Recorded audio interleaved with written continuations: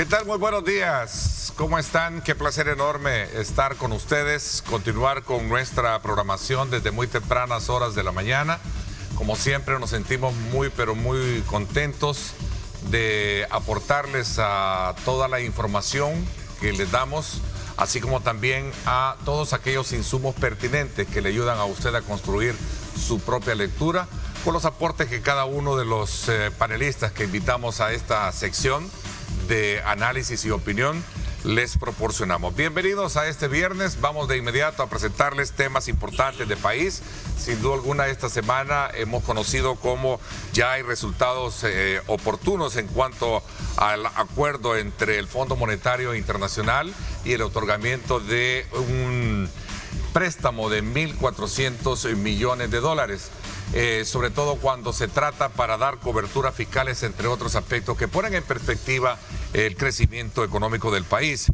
Vamos a hablar acerca también de aspectos que tienen que ver con la construcción de mega obras, el aeropuerto del Pacífico, y en el contexto también relacionado con cónclaves de empresarios que han estado en el país bajo ese horizonte de poder lograr inversiones como tal. Importantes temas políticos desde la Asamblea Legislativa, estos y otros puntos. Esta mañana yo le invito a usted a que nos acompañe. El mes de febrero ha finalizado con decisiones clave que redefinen el rumbo económico y político del país. Entre ellas, destaca el acuerdo con el Fondo Monetario Internacional, la colocación de la primera piedra del Aeropuerto del Pacífico y la eliminación del financiamiento a los partidos políticos. Con una deuda pública en aumento y la necesidad de financiamiento externo, el gobierno ha conseguido un acuerdo ampliado de 40 meses con el Fondo Monetario Internacional por 1.400 millones de dólares. Este pacto busca reducir los riesgos macroeconómicos, mejorar la transparencia fiscal y establecer políticas que garanticen la sostenibilidad de las finanzas públicas. Como parte del acuerdo, el gobierno salvadoreño se comprometió a un ajuste fiscal del 3.5% del PIB en 3 años, priorizando la reducción del gasto público sin afectar la inversión social. También se confirmó que la aceptación del Bitcoin será voluntaria para el sector privado y que el Estado limitará su participación en operaciones con criptomonedas. Con el respaldo del Fondo Monetario Internacional y la estabilidad que podría traer el nuevo acuerdo financiero, el gobierno ha acelerado la ejecución de una de sus obras insignia, el Aeropuerto del Pacífico, un megaproyecto que busca convertir a la zona oriental en un nuevo polo de desarrollo económico y turístico. En la primera fase, el aeropuerto tendrá, como dije, 2.400 metros, 2 puertas de embarque, 2.000 operaciones, o sea, 2.000 vuelos anuales y esperamos 300.000 pasajeros. Mientras el gobierno apuesta por el crecimiento económico con estas obras, en la Asamblea Legislativa se están aprobando cambios que redefinirán el panorama político del país, eliminando una de las principales fuentes de financiamiento de los partidos. La Asamblea Legislativa ratificó la eliminación del artículo 210 de la Constitución, que ponía en manos del Estado el financiamiento de los partidos políticos. Con esta reforma, las agrupaciones deberán depender exclusivamente de fondos privados para sus campañas electorales. Pero para analizar estos y otros temas, no se pierda esta mañana Diálogo 21 con Ernesto López. Reportó Jonathan Cortés.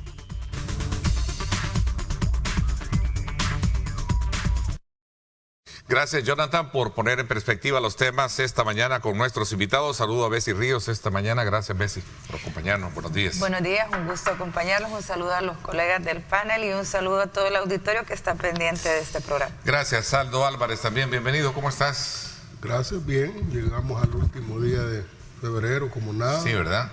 Así que un saludo a todos. Es viernes. No Así corre el tiempo. Tenga cuidado, ¿verdad? Así es. Vamos a aprovechar también saludar a Vladimir. ¿Cómo estás, Vladi? Bienvenido, buenos días. Gracias, Ernesto, por la invitación.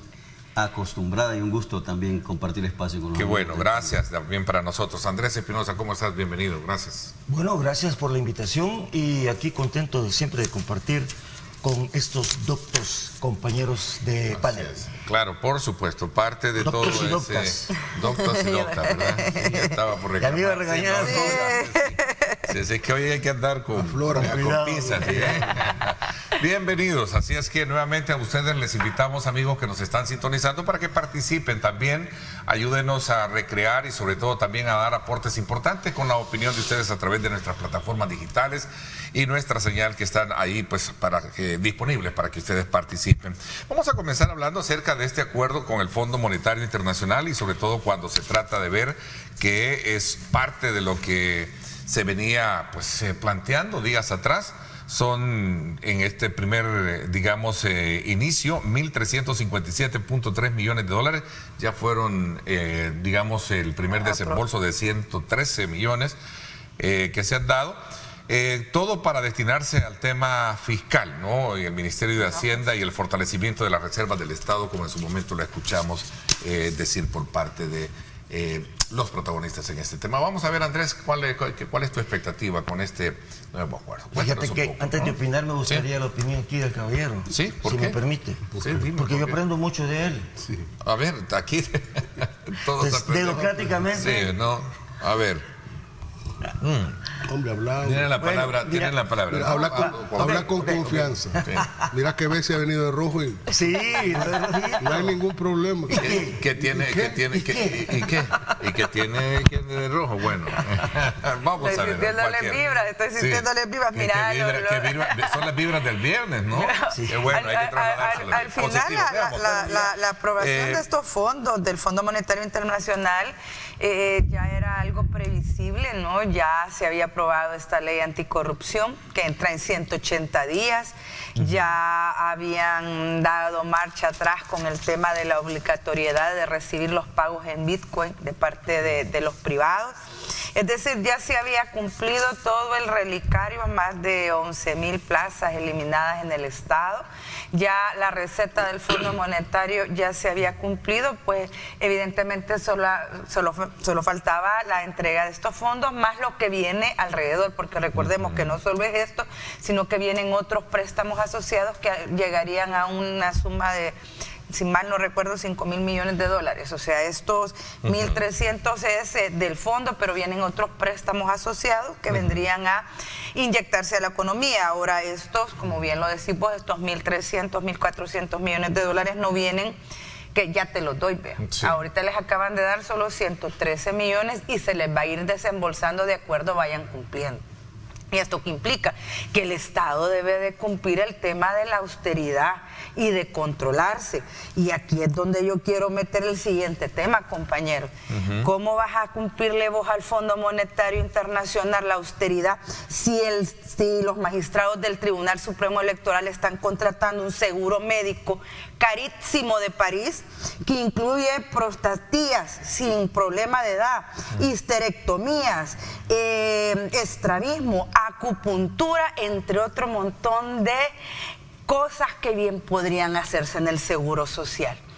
¿Cómo vas a cumplirle al Fondo Monetario Internacional la racionalización del uso de fondos si tu autónoma del Tribunal Supremo Electoral ha despedido cualquier cantidad de gente y va a contratar un seguro médico para sus 10 magistrados, debo de aclarar? No es para el personal, es solo para sus magistrados, que incluye hasta ambulancia aérea. ¿Eso lo tienes confirmado? En la prensa gráfica está la nota, la podés revisar. Sí, te remites. En la prensa gráfica está la nota y amaneció esta mañana, y son cirugías que perfectamente se pueden hacer en el Seguro Social. ¿Qué corona tienen estos magistrados? Deja eso. Estás hablando de que ahorita se está ya terminando de aprobar la última ley para quitar los últimos controles de compras públicas para que el Ministerio de Educación prácticamente de dedo contrate empresas. ¿Cómo le vas a garantizar al fondo que estás racionalizando gastos? Si vas a poder hacer asignaciones de construcciones de dedo, si tenés un Tribunal Supremo Electoral que va a contratar un seguro médico que les puede otorgar hasta $125,000 por daños de huelgas. Imagínate una buena huelga ahí en el tribunal y les vas a indemnizar. Si les cae un huevo duro en la cabeza, los vas a indemnizar con $125,000. Un llamado, si la austeridad es real, lo que está pidiendo el Tribunal Supremo Electoral, lo que está pidiendo el Fondo Monetario Internacional, un llamado para todos los partidos que están en el Tribunal Supremo Electoral que están haciendo eso. Okay. Hay un ítem dentro de eso para colocar un poco y poner en perspectiva que habla precisamente sobre el manejo, digamos, de austeridad, como bien tú lo decías, para acotar que parte de los requisitos que plantea el Fondo Monetario para llegar a cabo un acuerdo como el que ya estamos hablando. Vamos a ver el resto. ¿Qué piensan del planteamiento que está haciendo Bessi? Mira, sobre el tema de este dinero, yo creo que todo lo que contribuye a nuestra economía es positivo, hay que verlo con ojos realmente positivos, digamos. El problema no es problema en realidad. Yo me pregunto, este dinero me parece que no es regalado, ¿verdad? No, entra como préstamo. Es un préstamo, sí. Pero había el compromiso del gobierno de no pedir préstamos este año. ¿Cómo queda eso? Y no solo son 1.400, si llegamos a los 3.000 o 5.000, pues sí, eso va a incrementar la deuda nacional que vamos a tener que pagar algún día. ¿Cómo queda eso? Es uno de mis cuestionamientos. El otro cuestionamiento es que cuando se habla de austeridad, lo único que a mí me preocupa es que para el salvadoreño promedio, ya no digamos los tomadores de decisiones, austeridad significa despidos. Eso es preocupante, porque ya tenemos una cantidad de gente en edades económicamente activas sin empleo. Y si no se hace algo porque este sistema se transforme, entonces esta gente no va a tener empleo jamás probablemente. Y si a eso le sumamos los despidos que pueden haber a causa de estos compromisos, entonces ¿para dónde va el país? Esa es una preocupación, porque yo no veo todavía que el aparato productivo esté creciendo lo suficiente para que se generen los empleos que necesitamos. Desde hace más de 10 años se viene hablando de que El Salvador necesita por lo menos 100.000 empleos nuevos cada año para absorber la masa que entra como mercado laboral. Ese es un reto importante y todavía no vemos cómo se va a complementar esto.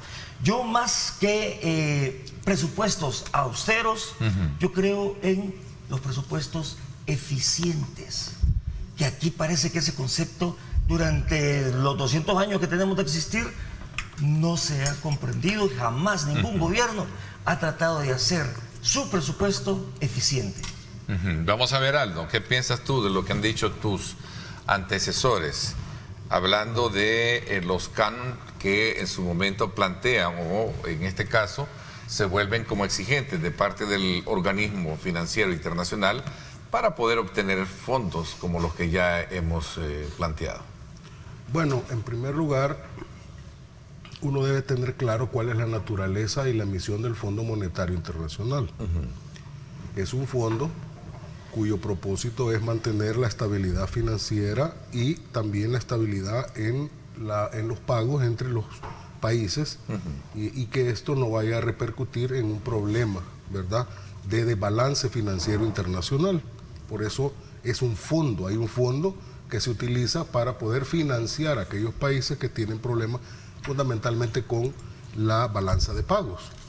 ¿Qué es la balanza de pagos? La balanza de pagos es el déficit que hay entre ingresos y egresos del Estado. Ese es el propósito. Ahora, que históricamente ha sido utilizada para determinados fines, bueno, eso nadie lo ignora, ¿verdad?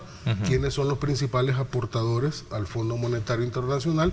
Y por eso siempre son los que tienen y al Banco Mundial, que tiene otro propósito, pero quienes más aportan son los que casi siempre tienen el directorio. La actual presidenta del FMI, por ejemplo, Kristalina Georgieva, que es europea, antes estuvo en el Banco Mundial en la cabeza. Entonces casi siempre los europeos se turnan con los estadounidenses en la cabeza de las instituciones, Banco Mundial, FMI. Ahora, El Salvador, el gobierno salvadoreño entra a esta negociación, porque fue una negociación, y en toda negociación, ¿verdad?, hay consideraciones de parte y parte, y cada uno pone en la mesa sus requerimientos y se trata de llegar a un consenso. Hay una diferencia sustancial frente a otros gobiernos anteriores, porque otros gobiernos anteriores estas son mis demandas, cúmplanlas. Si no las cumple, no le doy, y si las cumple, le doy. Bueno, en los gobiernos de Arena, esas demandas llegaron al punto que aquí estos no privatizaron a su abuela porque no se las agarraba nadie. Pero en este caso ya entraba una negociación y en la mesa estuvo, por ejemplo, puesta la demanda de que se totalmente derogara la ley del Bitcoin y que dejara de ser moneda de curso legal.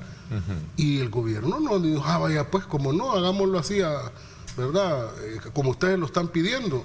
La negociación llegó al punto, bueno, el Bitcoin va a continuar como moneda de curso legal en el país, pero queda liberada la obligatoriedad de que las obligaciones que se tienen con el Estado tengan que ser pagadas con Bitcoin. Esas serán pagadas nada más en la moneda en que se contrató un préstamo determinado. ¿Y cuál es esa moneda? Pues obviamente casi 100% el dólar. El dólar, sí. Entonces, para aterrizar este primer análisis...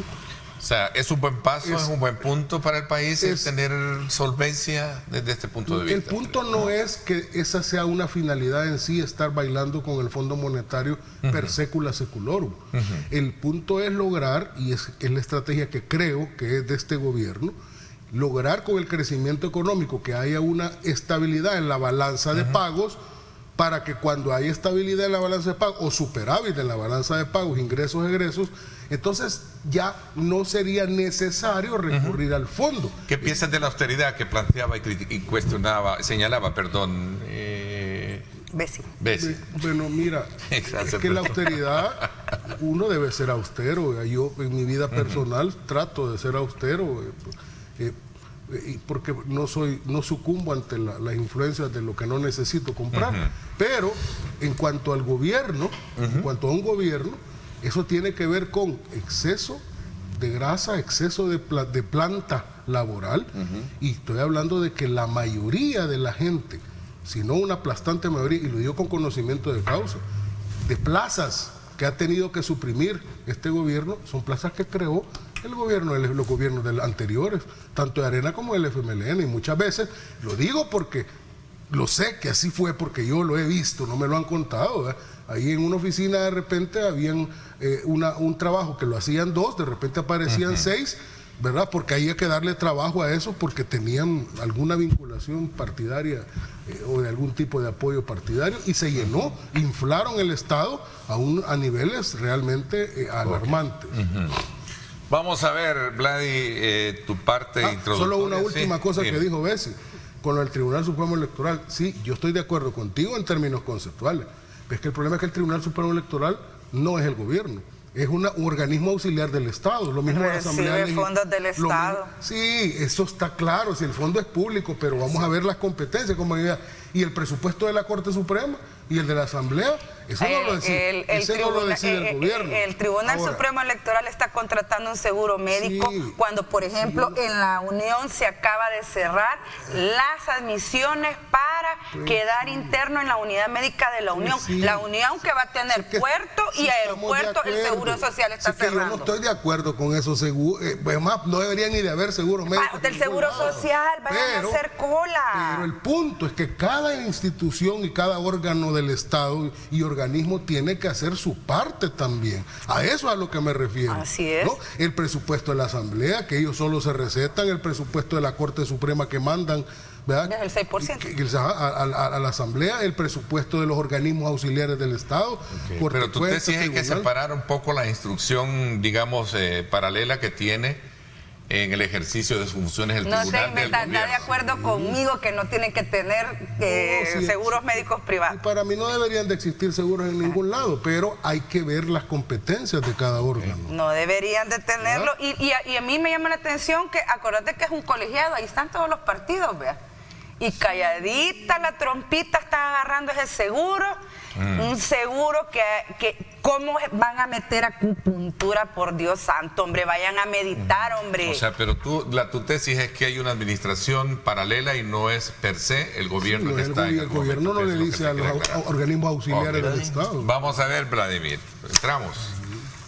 Gracias. A ver, tu punto de vista también con relación a este tema del fondo. Recordemos, este es un aspecto que tiene que ver mucho con la solvencia fiscal para el país, como lo decía, y el fortalecimiento de algunos aspectos que hablan del tema de reserva, ¿no? Hago un paréntesis con el comentario anterior para que no se me olvide, con el agravante que la presidenta del tribunal es militante en la práctica del partido de gobierno del partido en el gobierno, y entonces eso es como que te da señales, ¿verdad?, de cómo y por qué es que administran la cosa pública, ¿verdad? Solo para que no se me olvide eso. Ahora, con el tema que está en cuestión, mira, Ernesto, yo creo que este acuerdo con el Fondo Monetario Internacional, por supuesto que tiene su propósito financiero, ¿verdad?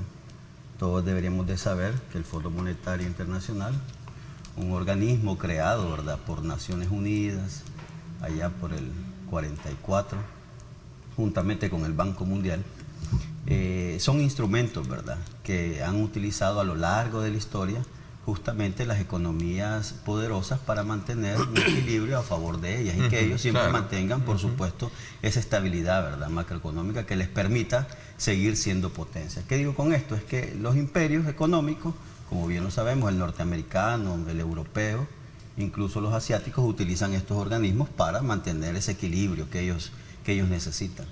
Y lastimosamente nosotros,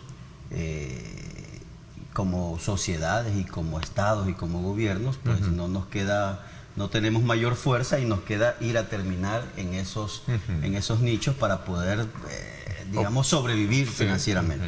No tenemos mayores recursos para poder decir. Pero fíjate que hemos tenido experiencias que lastimosamente no se han podido aprovechar, y lo digo lastimosamente porque no solamente los gobiernos, sino que también los pueblos, y esta es una reflexión también para las sociedades, porque tuvimos, por ejemplo, organismos que si se hubiesen aprovechado y organizado muy bien, incluso hubiese significado una independencia definitiva a estos organismos internacionales e imperialistas. Por ejemplo, yo te doy dos ejemplos. Por ejemplo, en el espacio de la CELAC también se pensó sobre un organismo financiero para los países latinoamericanos.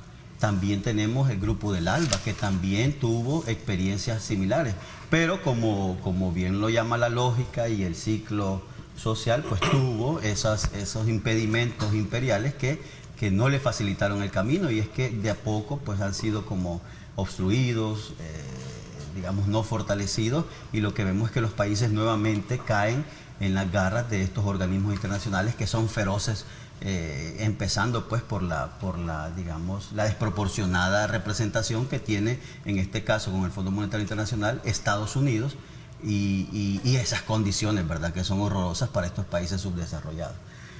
Dicho eso, Ernesto, yo creo que este acuerdo evidencia sin duda, yo creo, algo muy importante para el país, y es que el gobierno del presidente Nayib Bukele ha decidido plegarse a las medidas neoliberales que históricamente le han hecho daño a este pueblo. Yo quiero hacer un apunte, y es que medidas neoliberales. Sí, medidas neoliberales. Por ejemplo, es decir, en los, digamos, esos requerimientos que el Fondo Monetario Internacional le hizo al austeridad, al gobierno de El Salvador, combate a la corrupción. Imagínate que uno de los requerimientos fue justamente los despidos, ¿no? ¿Y cuál fue la respuesta del gobierno? Empezó a despedir maestros, empezó a pedir personal de salud, empezó a despedir, digamos, personas que necesitaban el empleo y que por condiciones para ellos como excusa pusieron edades y cosas por el estilo. Con el tema de la austeridad que mencionaba Bessie, ¿qué es la decisión que tomó el gobierno de El Salvador?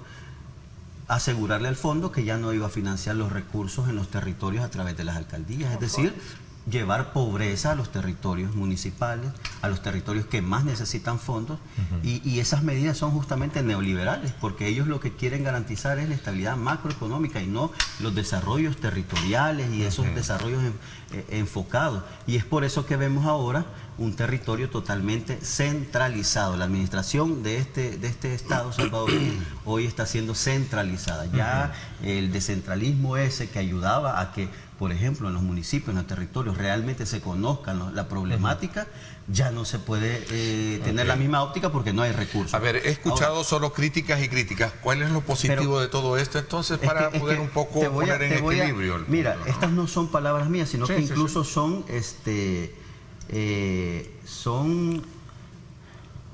parte del texto que proporcionó el Fondo Monetario Internacional. Fíjate, cuando le dice al gobierno de El Salvador que lo que tiene son problemas de productividad y de ingresos.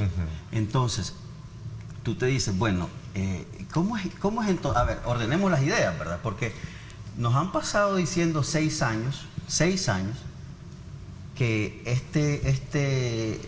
este gobierno y sobre todo nuestra economía está pujante. Y hoy más que nunca con esa reunión que tuvieron con los empresarios, que esta economía va más arriba, que esta economía es la que más perspectivas de crecimiento tiene, que esta economía es la que sobresale al menos en la región, incluyendo República Dominicana, Panamá y algunas otras naciones del Caribe. Pero cuando tú te vas a los datos, Ernesto, tú lo que estás viendo es que tenemos el PIB más bajo en Centroamérica. Tenemos incluso, imagínate qué dato más importante, recibimos la menor inversión extranjera directa de la región. O sea, y nos dicen, no, es que ahora El Salvador tiene las condiciones, pero ¿y qué está pasando? Porque es que no terminamos de recibir inversión extranjera directa. Entonces, ahí vemos una incoherencia y sobre todo los resultados no están dando consecuencia a esa narrativa que se está manejando. Entonces, por eso te digo yo, ¿por qué es que no vemos, al menos en lo personal, por qué es que no veo algo positivo? Simple, porque hemos caído en las garras del animal más feroz que se llama neoliberalismo.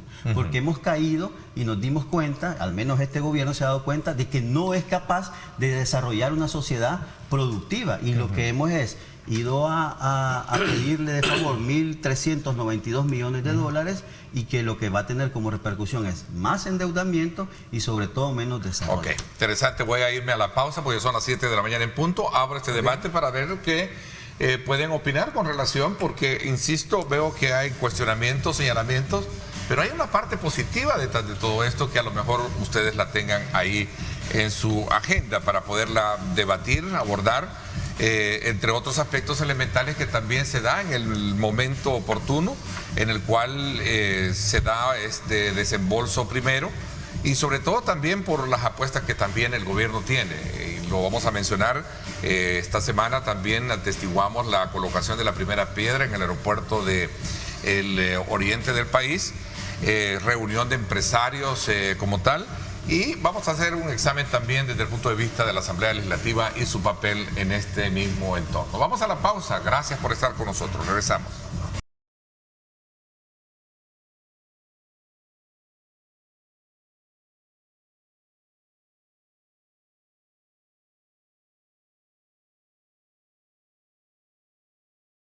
Y esa calidad, desde luego, puesta de manifiesta a esta hora de la mañana cuando le invitamos a usted a saborear una buena taza de café. Y qué rico es disfrutar de Café Rico, el café perfecto.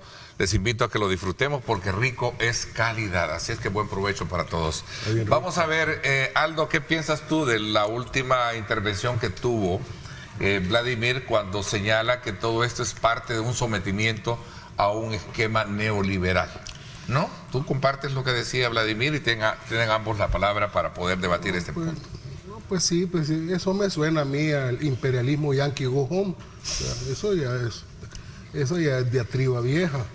Y eso del neoliberalismo, eso se puso de moda en los 90, allá cuando se salimos de aquella, cayó el muro de Berlín, ¿verdad? Y entonces el fin de la historia de Fujiyama, ¿verdad? Y entonces salió la nueva receta de los que se llamaban neo. Neo viene del latín, significa nuevo, o sea, un nuevo liberalismo, el liberalismo relanzado, porque es el que había ganado en el mundo, ¿verdad? Las ideas liberales frente a las comunistas, socialistas. O sea, ya ahora hablar de qué neoliberalismo ahora, ese neo puede durar 100 años más.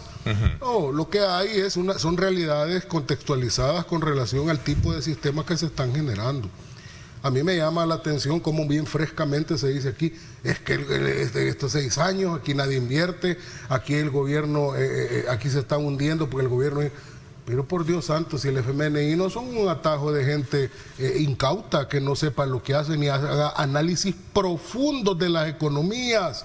Ellos no van a llegar jamás a un acuerdo si no tienen por lo menos más de un año de estar metidos en un país con sus propios economistas analizando las economías, porque lo que se ha establecido es un programa. O sea, tiene fases programáticas que se van a ir dando en el tiempo, y se utilizó lo que se llama un servicio ampliado del FMI, el SAF, por 1.400 millones de dólares. Fíjate bien los objetivos del programa: reforzar la sostenibilidad fiscal y externa mediante la aplicación de un plan de consolidación fiscal.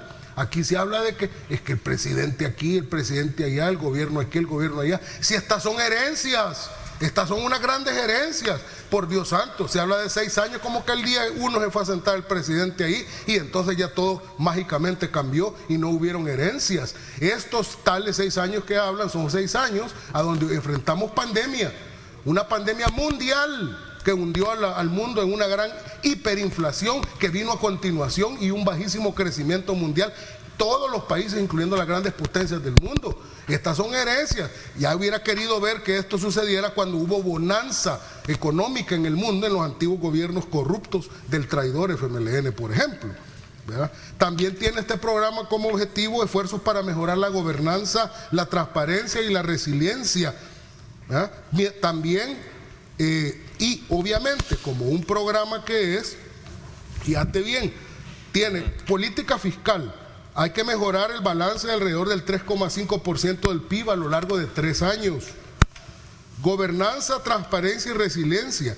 La transparencia fiscal se fortalecerá empezando por esfuerzos tempranos para mejorar el marco de la responsabilidad fiscal, al igual que la información sobre deuda pública, pensiones, empresas estatales y contratos públicos.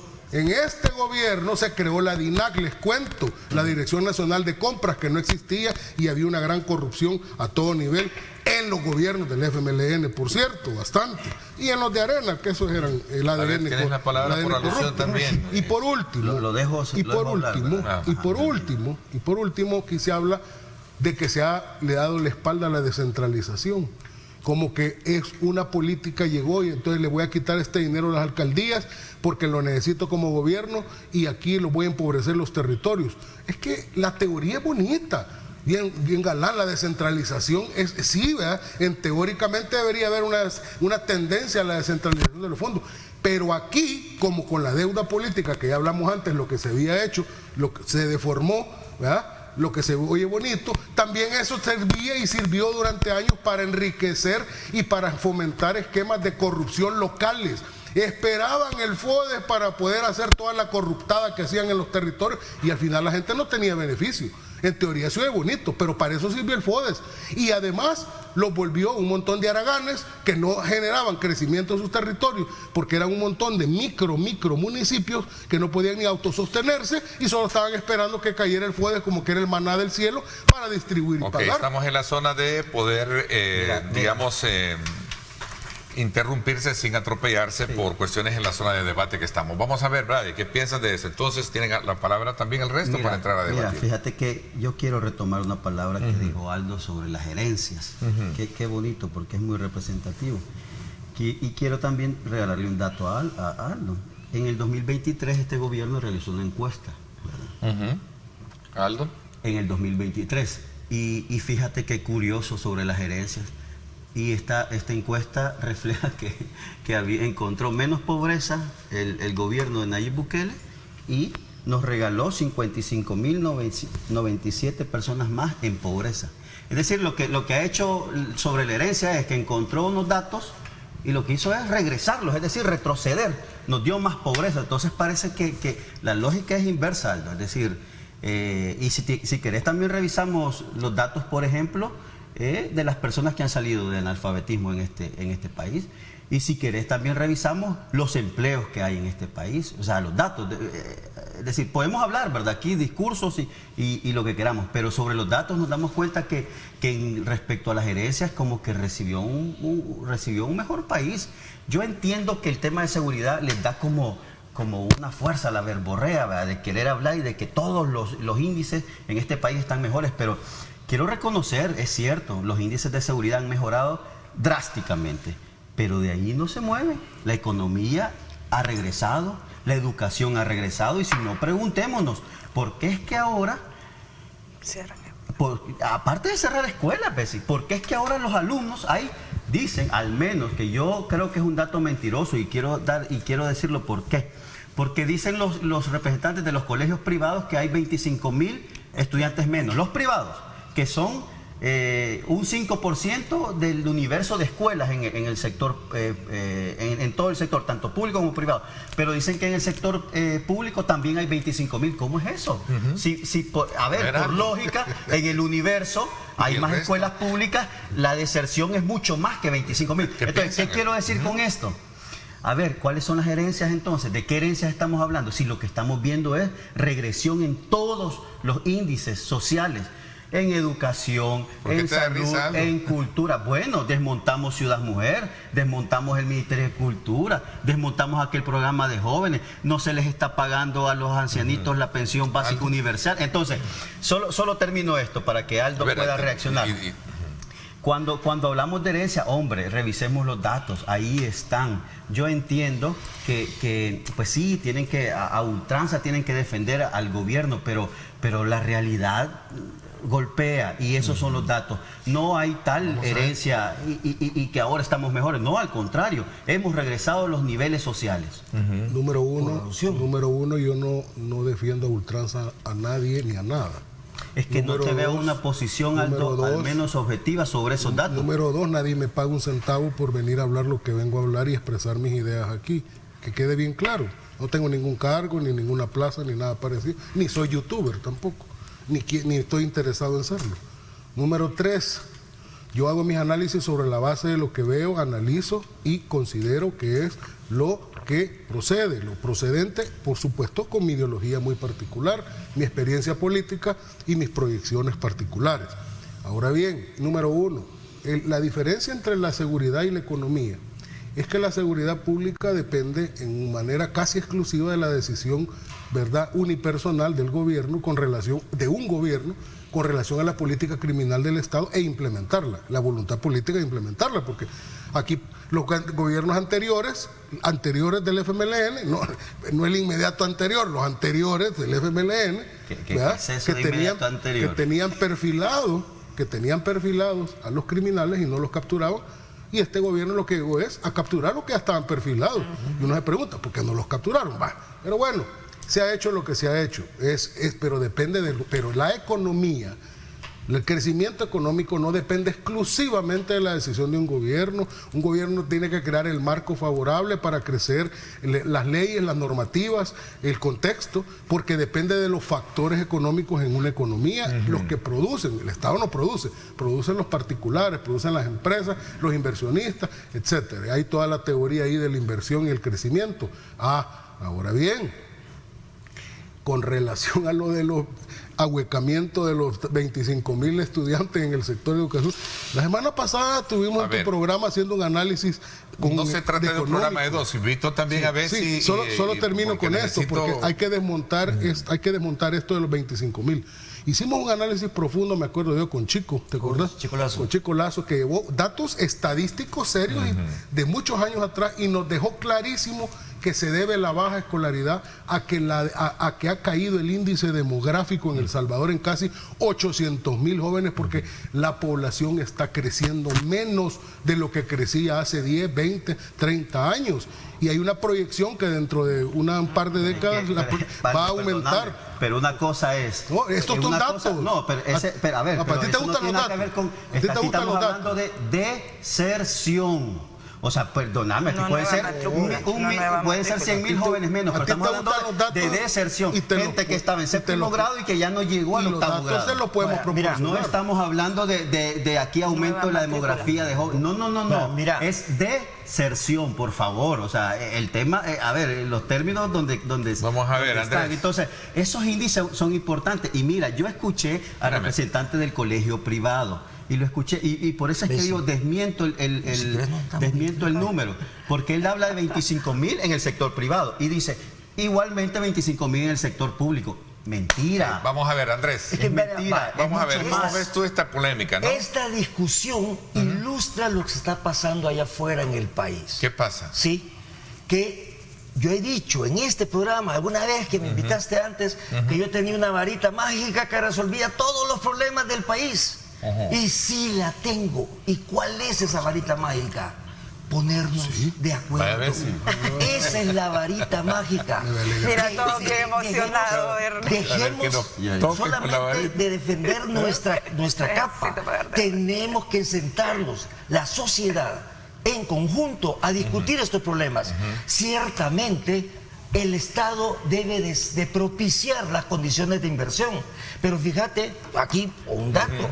Aquí yo me imagino que este señor, que tiene algunos supermercados, rompió su alcancía y se encontró $1.000 millones.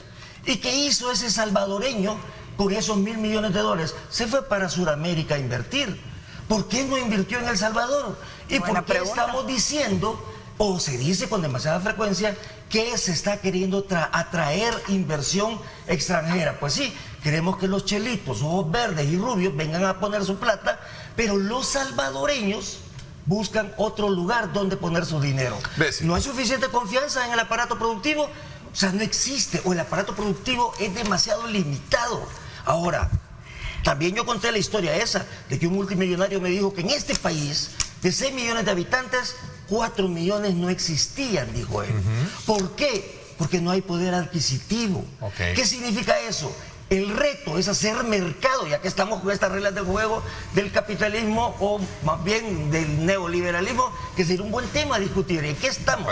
¿Qué tipo de sistema? Te doy la palabra cuando regresemos, porque voy a la pausa. Entremos a hablar un poco. Mira, ¿qué pasó con lo de la ratificación del artículo 210? Del 210, y también falta lo de la visita de los empresarios, lo del aeropuerto. Son temas que hemos, desde luego, para colocar en la mesa, pero voy por partes, ¿no? Me llama la atención esto de la asamblea. Está interesante eso de la asamblea. A mí de la asamblea lo que me preocupa son 180 días para que entre en vigencia. Que parte de los acuerdos del fondo, ¿no? Sí, pero 180 días cuando Andrés lo aprueban viernes y el sábado en la mañana ya tenían camiones, uniformes, ruta y todo. No es este, Andrés. Voy a la pausa, no nos cambie, regresamos con más. Aclarando.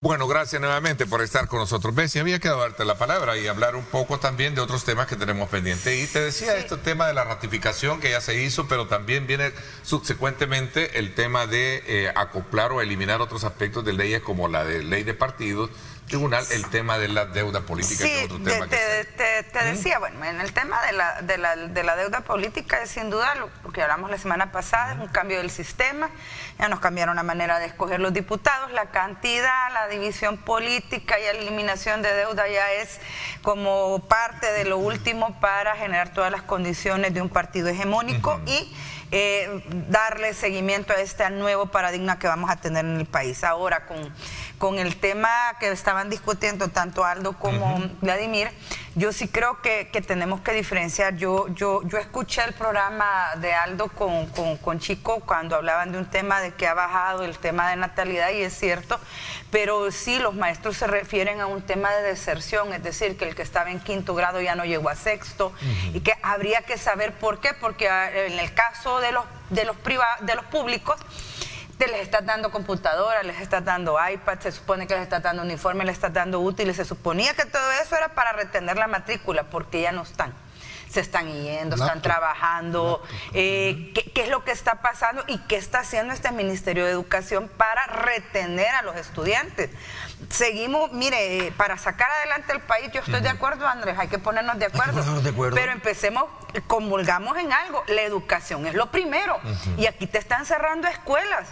Aquí te están queriendo unir escuelas más lejanas que las otras en función de cómo está mejor el Ministerio de Educación y no en función del estudiantado.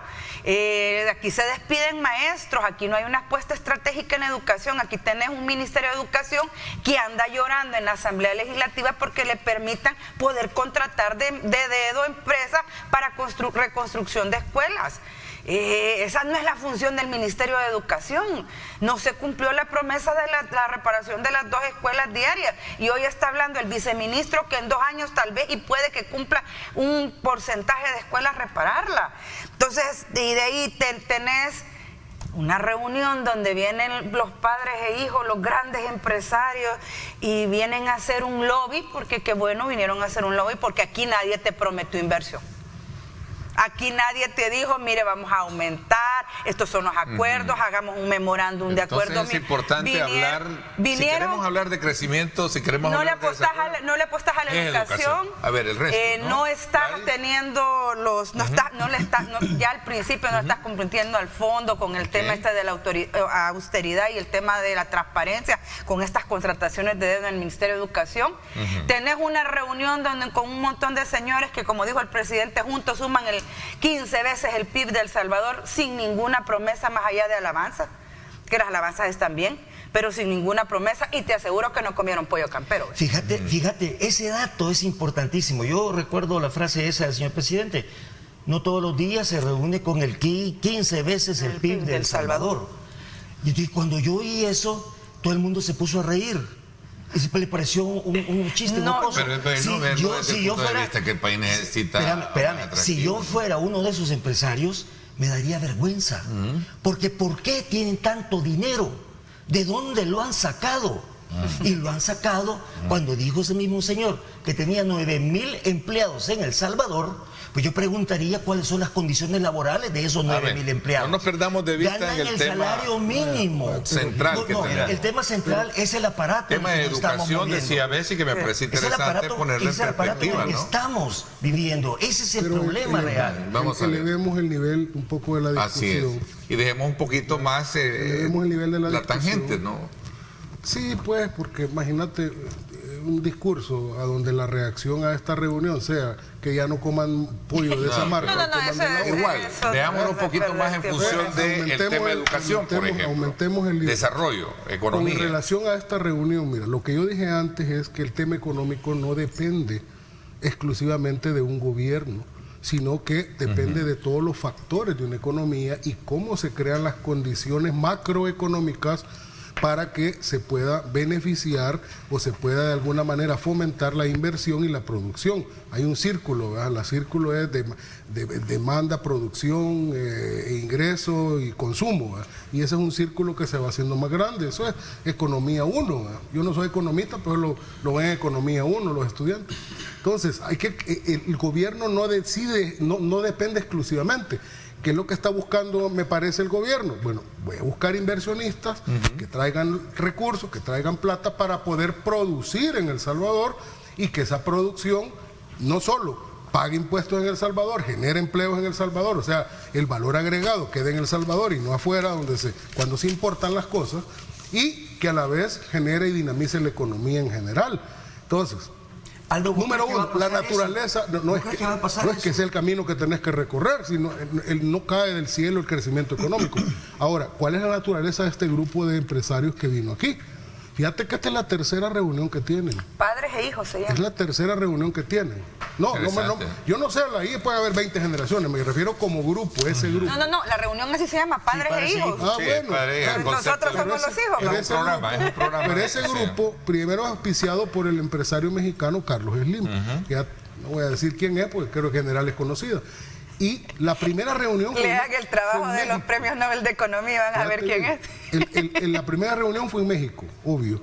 La segunda en Uruguay. Y la tercera en El Salvador. ¿Y qué significado tiene que decidan, porque lo deciden por consenso, a dónde se van a reunir y a dónde no se van a reunir? Pues no creo que vayan a Caracas, ¿verdad? Ni a La Habana, ¿verdad? ¿A dónde van a reunir? Ni a Managua. Entonces, lo que decide para ellos dónde se van a reunir es a dónde consideran que en ese momento existen las condiciones más favorables en contexto económico para poder invertir en él. Es cierto, a lo mejor no le llegaron, vaya, mire, presidente, aquí están todas las promesas que... Sí, pero venimos aquí porque esa gente no pierde tiempo. O sea, tiempo no tienen para turistear.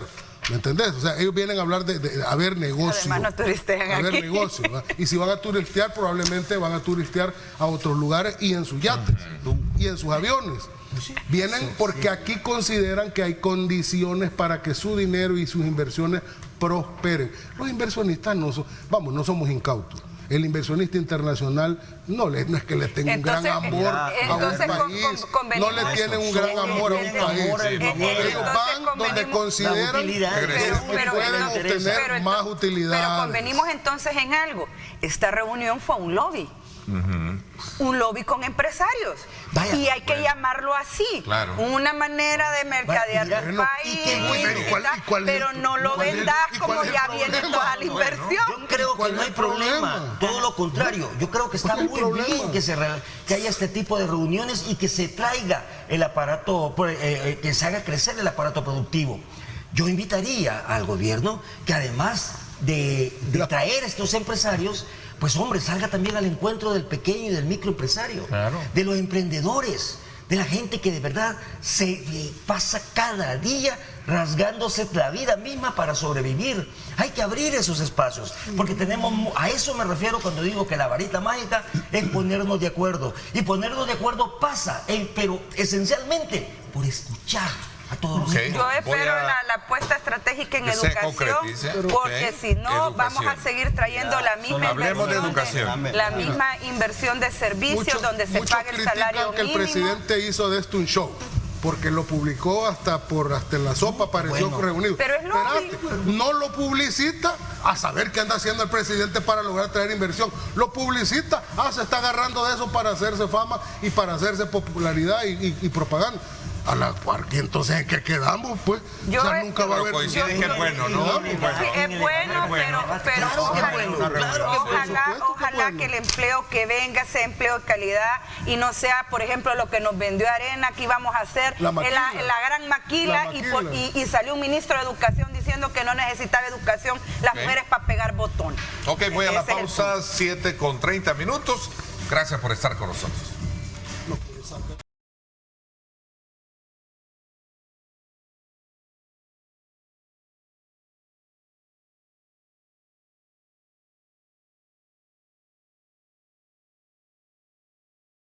Bueno, gracias nuevamente por estar con nosotros. Voy a correr en la agenda en los temas que tenemos acá. Sin duda alguna que tiene que ver con la ratificación del artículo 210 y en consecuencia la eliminación de lo que es la deuda política. A ver, voy contigo, Vladimir. Gracias, Ernest. Mira, pero de eso ya había comentado Bessi sobre el tema del 210. Sí, se me fueron por otro lado, por eso los traigo de nuevo a colación. Vamos a ver. Bueno, es tu papel, ese es tu papel. Claro, por supuesto. No le hacemos caso. Ya ves, gracias. Vamos a ver. Sos el pastor. Cuéntanos un poco, ¿sí? No, yo creo que con respecto a la ratificación del 210, yo creo que es un paso que va cumpliéndose, ¿no? Yo creo que Bessi ha hecho, digamos, un resumen, yo creo que acertado sobre lo que está sucediendo en el país políticamente, es decir, están cambiando la estructura, ¿verdad?, casi que de la relación de poder entre la sociedad, ¿verdad?, y los gobernantes, y esto incluye, pues, darle menos protagonismo a los partidos. Lo que hay que aquí tener claro es que se aprovecharon de esos fondos hasta que dijeron, bueno, ya no, ¿verdad? Primero vamos a cobrar 2 veces la deuda política y después vamos a decir que el pueblo salvadoreño ya no quiere financiar los partidos, pero cobremos 2 veces primero para tratar de sacarle provecho. Y yo creo que lo dije, lo conversamos el viernes pasado. La Constitución es clara sobre el papel que deben de jugar los partidos políticos. Tenemos una ley de partidos políticos, el Código Electoral, es decir, el protagonismo de los partidos es innegable. La función que juegan en esta sociedad también es innegable, es irrefutable, y en ese sentido es que yo encuentro siempre la incoherencia y sobre todo la obstrucción que le están haciendo a los partidos políticos.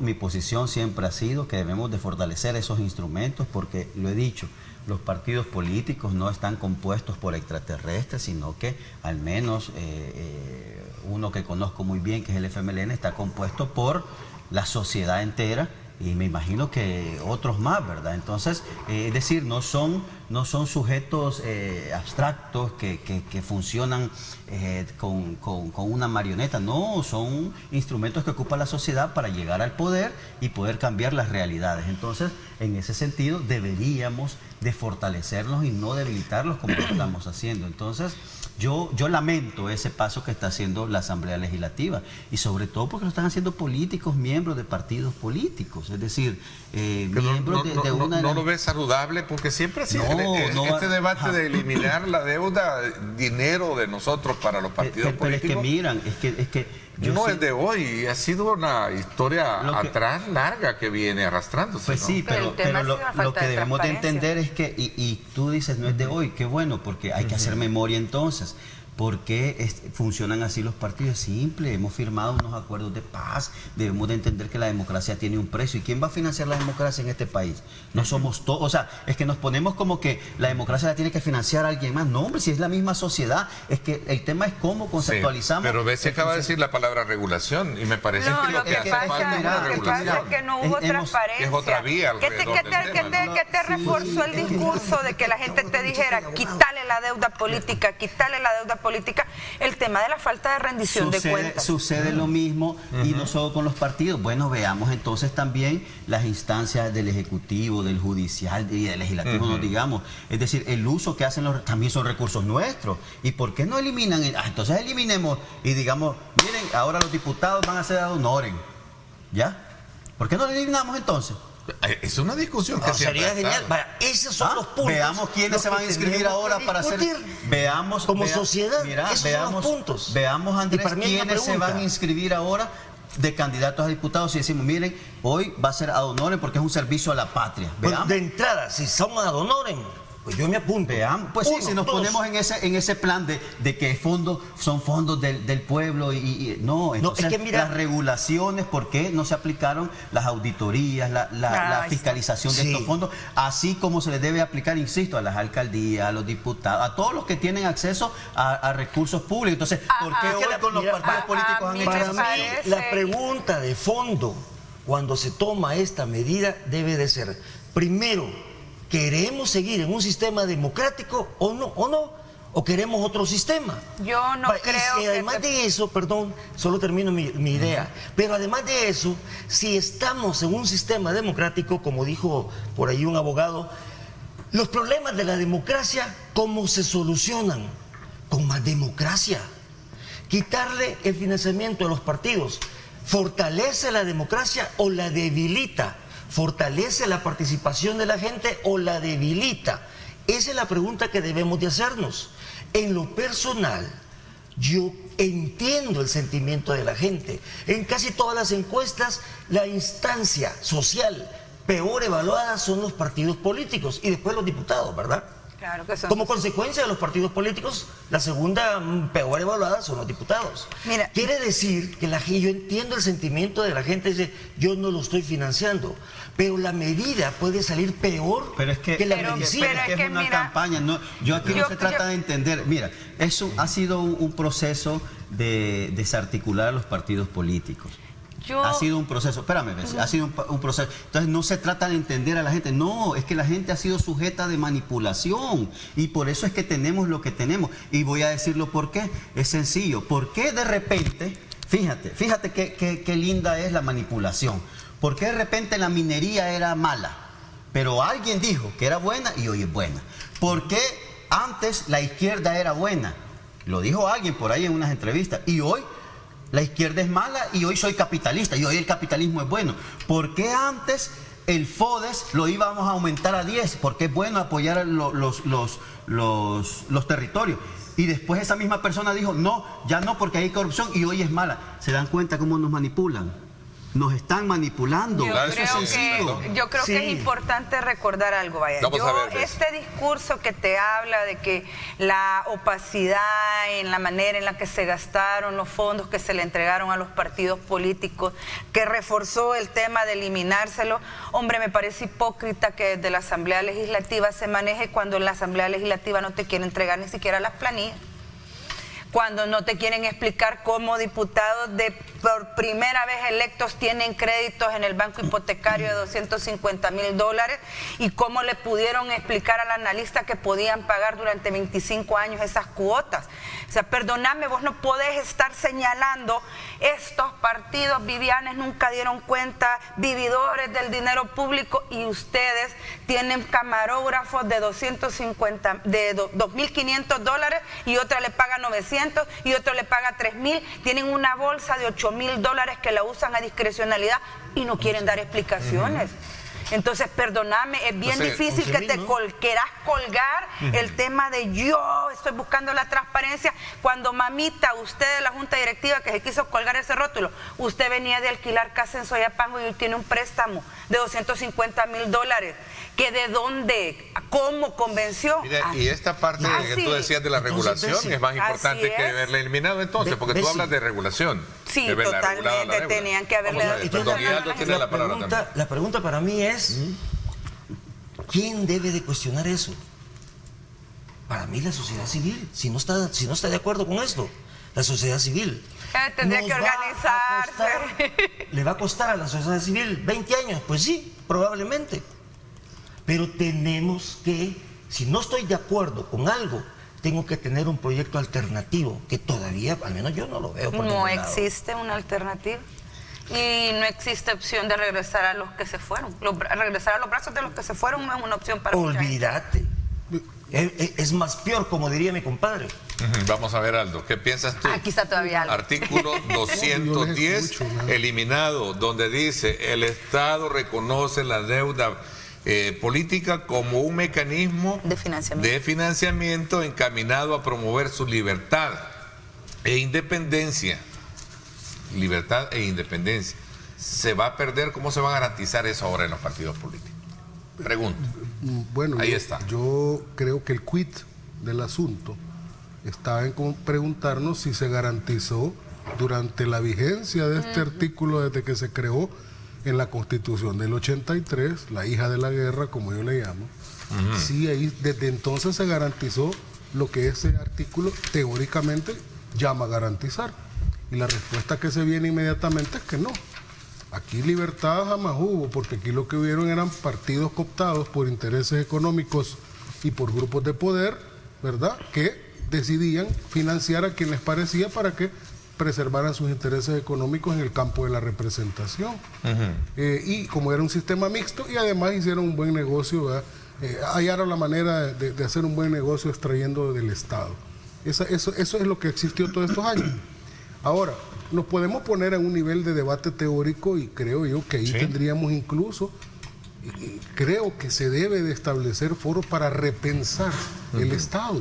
Estoy de acuerdo. Para repensar el Estado. Estoy totalmente de acuerdo. ¿En qué sentido repensarlo? Porque es muy amplio ese abanico. Repensar el Estado. El Estado es horizonte, ¿no? El Estado es una persona abstracta, es un ser abstracto. Y está compuesto, el Estado es una idea. Es una idea. El Estado no está en ningún lugar físico. ¿Y qué idea de Estado tenemos en la mayoría de la población y qué Estado queremos? Eso se materializa en un instrumento que se llama Constitución de la República. Me estás llevando a ese tema de la reforma constitucional, ¿no? Porque nueva Constitución. Porque la Constitución de un país no es más que el pacto social, el acuerdo social. ¿Entre quiénes? Entre todos. Ahora, ¿quiénes normalmente son los que surgen, hablan? Son aquellos que son los que se le llama, en el argot, fuerzas vivas. ¿Cuáles son las fuerzas vivas? Pues, los grupos de interés, porque, como decía Platón, las sociedades normalmente son sociedades chiquitas, decía él, y tenía razón, así son las sociedades de grupos, así se conforman, y cada grupo tiene su interés. Obviamente, la posición radical de clase determina cuál es mi interés con relación a mí, porque soy ser humano y tengo intereses personales. Entonces, muchas veces hasta son antagónicos los intereses.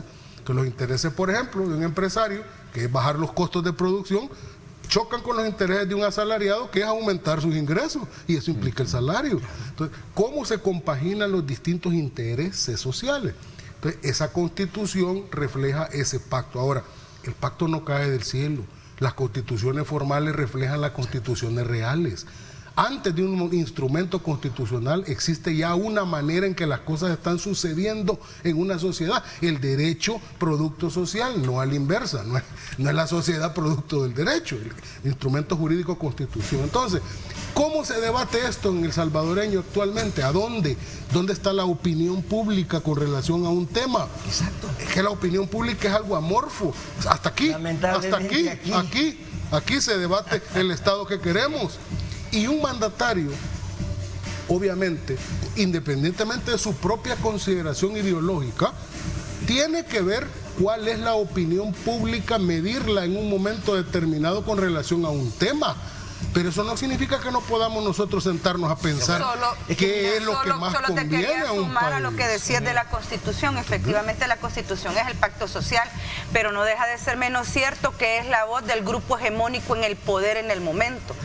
Ahora estamos arribando a un cambio constitucional donde el nuevo grupo hegemónico en el poder está desplazando al que estuvo en el poder en el 83. Sí, a esa transformación estamos arribando. Por eso para mí es tan importante el debate. Te doy la palabra cuando regrese.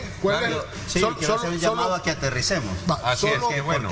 Solo que termine, te doy la palabra. En el puerto del Pacífico. Acabo de ver mucho romanticismo en esto. Hay mucho romanticismo.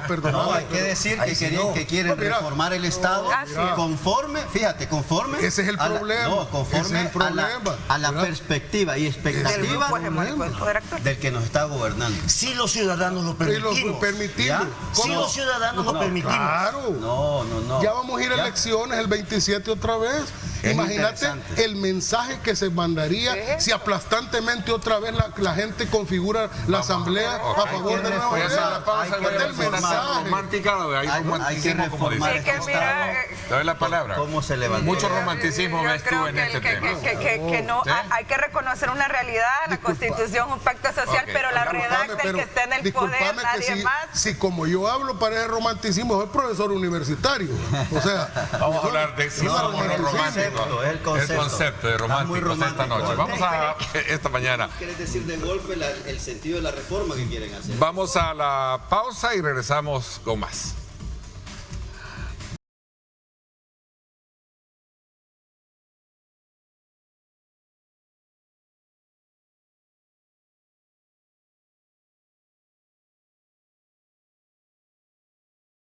Bueno, interesante que en esta fase casi última del programa sale el tema del romanticismo a la hora de hacer planteamientos como la creación de un nuevo Estado, decía Aldo, ¿sí? Decía Bessie, bueno, esto parte de un control directo de quien gobierna en su momento. Pues. O sea, algo que se ha discutido y se discute eternamente, bueno, lo acuñó ahora en el debate Aldo, decir la Constitución hija de la guerra, otros le dicen la Constitución de Dawson. Revolución de armas propones tú. Al final del día, la realidad es... Al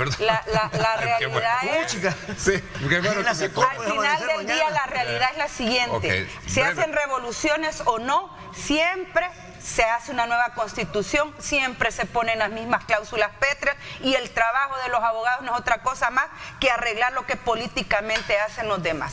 Bessie, si ese es el planteamiento, entonces ¿para qué estamos discutiendo? Si no hay nada que hacer, vámonos para la casa y veamos fútbol. Yo hace rato lo dije, Julio. Por ejemplo, en el romanticismo. Vamos a ver, por ejemplo, en el romanticismo. ¿Qué tal si un día no nos sentamos a discutir si el sistema de partidos es lo que más le conviene a esta sociedad en términos teóricos, pues? Si los partidos no siempre existieron en la historia. Estoy de acuerdo que ese romanticismo es un método, sí, hombre, de querer persuadir a las personas. Es un método y muchas veces funciona, lastimosamente. Pero te voy a decir algo, mira, lo que pasa es que a mí me encantan las evidencias, ¿verdad? Entonces, ¿cómo es que está funcionando la Asamblea Legislativa, que es el instrumento, digamos, jurídico que está utilizando, la clase hoy política que tiene el poder para reformar ese Estado que dice algo que repensemos el Estado? Y yo ahí estoy totalmente de acuerdo. Hay que repensar el Estado que tenemos, la sociedad que tenemos, el país que tenemos, hay que repensarlo. Entonces, hay que repensarlo, hay que hacer ajustes, por supuesto, reformas, por supuesto, pero mira qué bonito. A mí me encantaría que estas reformas, que este repensamiento, que esta reflexión sobre el Estado no sean sobre el ánimo del que nos está gobernando y diga, miren, empecemos a hacer reformas, pero cuando vemos las reformas, como que todas nos están llevando a centralizar el poder. Por eso que digo yo, dejemos ese romanticismo, veamos lo que está sucediendo. Las reformas que hemos visto hasta ahora nos están llevando a centralizar el poder, pero voy a poner la contraparte. dejemos el ánimo de quien nos gobierna. ¿Por qué mejor no vemos la sociedad, lo que está necesitando y demandando? Voy a poner aquí un ejemplo rápido. Tanto mencionan a un país, a una isla de allá del centro asiático, a Singapur. La mencionan porque les gusta ese modelo de desarrollo. Dos medidas principales que tomó Singapur para ese progreso que tanto envidian. Primero, invirtió en educación. Es decir, cuando te digo invirtió en educación, es que casi que obligó a los padres a llevar a sus hijos a la escuela y desarrollar el sistema educativo, ponerlo más eficiente, ponerlo más al alcance. Ese es uno. ¿Y sabes cuál fue también una de las medidas sociales que me llaman la atención? Y es que hizo un pacto con empresas constructoras para llevar la vivienda accesible a todos los ciudadanos. Es decir, prácticamente que les cedió una vivienda, les dio una vivienda, porque vio que ahí habían problemas de desarrollo. Ahora yo pregunto, nosotros queremos alcanzar ese desarrollo, queremos repensar nuestro Estado, pero ¿bajo qué premisas? Ya vimos cómo está la producción en este tema, ya vimos cómo está el tema de las remesas, ya vimos cómo está la vivienda acá, cómo está la educación acá, cómo está la cultura, por Dios, en este país. Entonces, ¿de qué va a depender si reformamos el Estado? ¿De cómo se levantan allá en los sueños o cómo la sociedad está viviendo esta relación que hay? Porque, perdónenme, está bien que se reúnan con empresarios. No, hombre, si es que eso, él tiene la libertad, el señor presidente tiene la libertad, y si hace publicidad o no de ese evento, está muy bien. ¿Todos lo hacen? No, todos lo hacen. Pero mira, yo sabes que veo positivo de eso. Yo veo muy positivo algo de eso. Es que al fin estamos claros de la posición ideológica del señor presidente. Al fin, porque nos tenía como confundidos. Unos lo creían que era guerrillero, otros creían no, que no tenía ideología, decían. Pero nos dio la sorpresa, bueno, no sorpresa, pero al menos se definió y dijo, somos capitalistas. Sí, mira, sobre tu mismo ejemplo, yo estoy convencido de que lo que a mucha gente que toma decisiones en este país le gusta de Singapur son los edificios.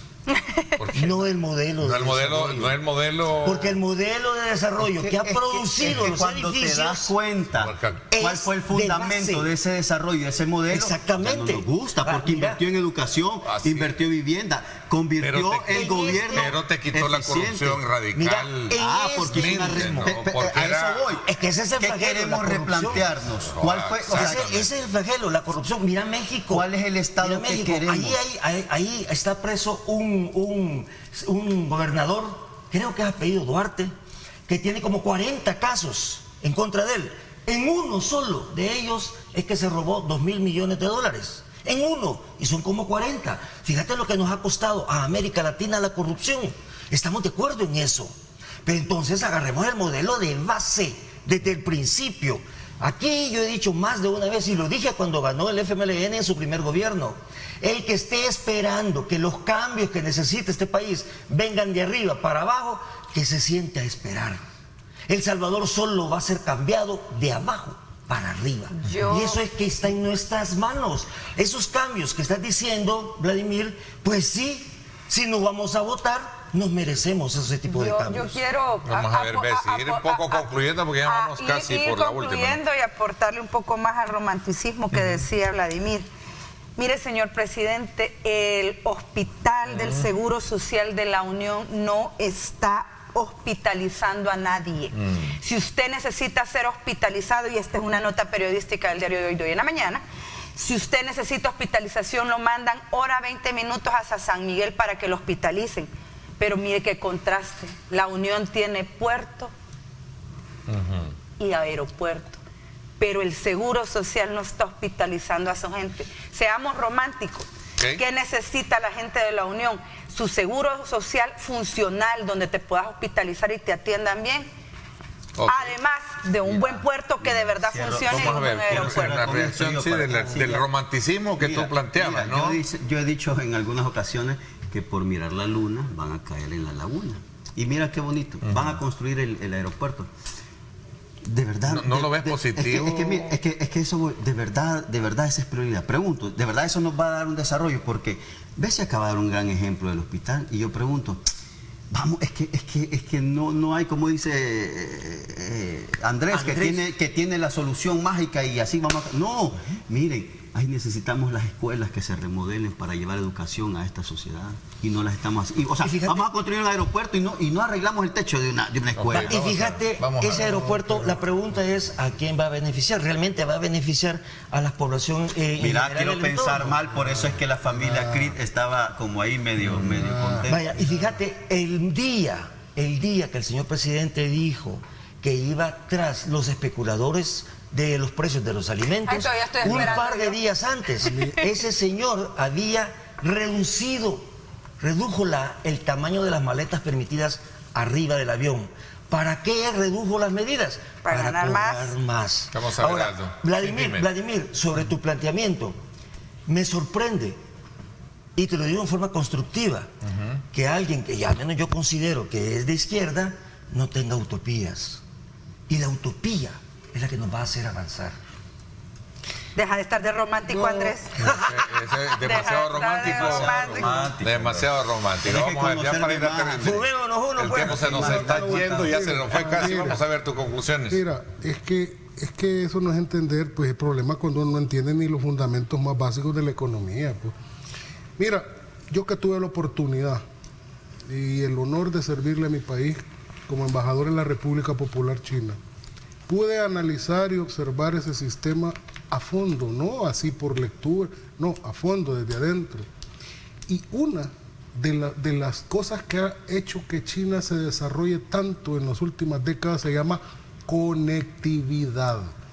Tienen una obsesión por la construcción de infraestructura y conectividad, porque cuando vos conectás los territorios de cualquier manera, por ahí fluyen los canales de la economía, y si los conectás con medios más rápido fluye. Por eso tienen trenes que se llaman de super alta velocidad. Ya no se tarda un día, 2 días en llegar, sino que se tarda 2 horas en llegar de una ciudad a otra, y a esa velocidad va la economía también. Mira, entonces, si vos no conectás los territorios, ¿dónde está la otra parte del salvadoreño más grande fuera del Salvador? ¿A dónde están? ¿Y de qué parte del país proviene la mayoría de esa población? Mira, Ernesto, me extraña. En ese mismo planteamiento, ¿no será más importante haber hecho de 4 carriles la carretera a San Miguel? Es que todo al mismo tiempo. Me extraña de sobremanera ya la aprobaron. Que en ese